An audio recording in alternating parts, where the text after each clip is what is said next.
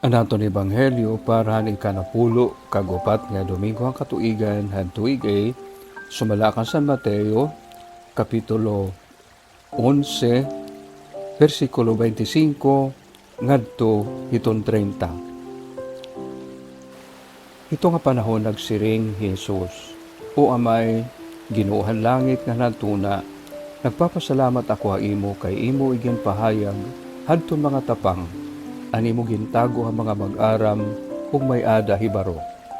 Tinuod amay ko nahimo ini tungod an imo kalugaringon nga pagbuot ug karuyag. Iginhataga ako nanakon amay an nga tanan nga mga butang. Waray makilalhan anak, labutan amay. Ngan waray makilalhan amay, labutan anak. Ngan hadton karuyag han anak, nga magpadayag han amay. Kadi kamo haakon nga tanan kamo nga ginugulan, hinpagdarahan iyo mabugat nga mga parasanon, ngan tatagan ko kamo hinpahuway. Kuhaan akon yugo ngan ibutang dila iyo, ngan pagtuon kamo haakon, kay malumo ako ngan mapainumsanon hakasing-kasing, ngan hiagyan niyo an pagpahuway.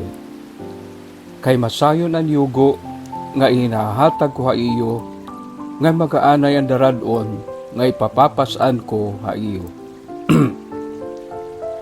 An paupay nga sumat, an atong katalwasan, pagdayawon ka, Kristo. Maupay nga baraan nga takna iyo nga tanan. Kung kamo nagbibiling sugada akon, usahay hin paghikabubo hin tubig nga dahin surudlan. Di ka mo siguro magbibiling hinsurudlan nga puno na nga daan. Magbibiling ka mo hinsurudlan nga waray sulod, bakante, no? Empty. Itsurudlan nga waray sulod o empty, simbolo ito ni pagpaubos. Ay makita kita nga iton mga mapainumsanon la nga mga tao, mapainumsanon nga kasing-kasing, an kinaruruyag han Ginoo, kay hirala an makakakarawat, kay diri man hirapuno han ira kalugaringon. Kun an tao hambog o puno han ira kalugaringon, makuri na hiya makakarawat han presensya han Dios, nga na mga grasya nga kanan Dios iginahatag. Amoy na ang karug ipahatag aton, no? Ipahayag aton Jesus sini nga iya ebanghelyo ni San Mateo, nga kundiin hiya nagpapahayag pagpasalamat han amay nga anigin pahayag niya han mga tapang, no? Ngan mga waray hibaro, waray ni pahayag han mga may ada hibaro o hadton mga mag-aram.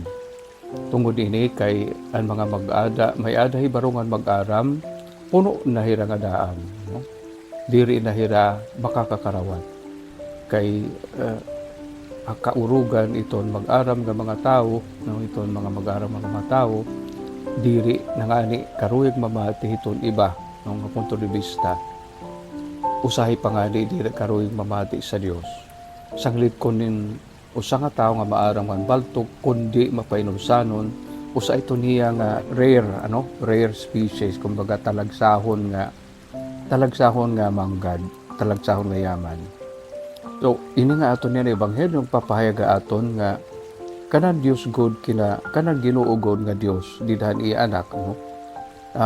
Karuyag iton mapainumsanon nga mga kasing-kasing. Ikaduha, iging papahayaga aton gyapon ni Jesus sugod bahin tinatagan kita niya siling pa man ha English, window to his soul, ano? Sugod ba pa pinahihiling kita bintana nga dahi sakob hiton iya kalugaringon. Kay no ko pagsiring kay ginsusumat niya aton iton mismo iya kinaiya, no? Nasiring iya nga diri an anak makikilala kundi han amayla, diri makikilala man na may kundihan anakla. Iging papahibarawa ni Jesus an iya pagkilalahan Ginoo nga Dios nga iya amay sugad hing kahirani. So usaba nga nagpapahinumdum ato na iya pagampuhan amay namon. Kanila kita magtikang pagkilalan Dios nga amay. Ngan ini nga pagkilala tahan Dios nga amay tungod kay iginpapaangbit ni Jesus aniya pagkaanak haamay haaton. Ikatulo, bisan pa man waray masama, waray malabaw kan Jesus, aniya pagpahayag hen bug-os sa Dios sa aton, nga aton amay, ipinakikita ni Jesus nga tungod niya gugmangan ngan ka mapainumisanon, karuyag niya nga pas anon gihapon an aton pinamabasan nga basi kita matagan niya pahuway ngan kinahanglan talabuhatan ang dumaraon nga iya.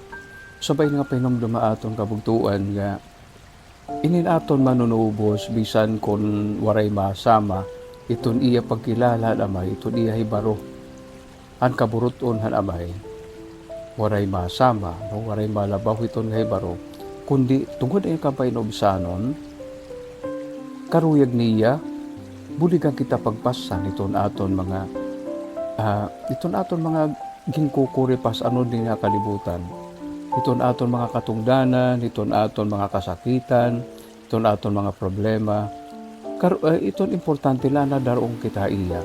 May dahad to legend ka dito kuno ha Bethlehem.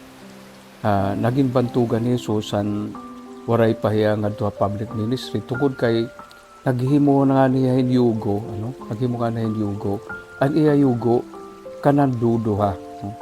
Pagpakyan na iya, kay nga kananduduha, siya niya kay karuyag ko pas anon itong kimpapasan hiton iba.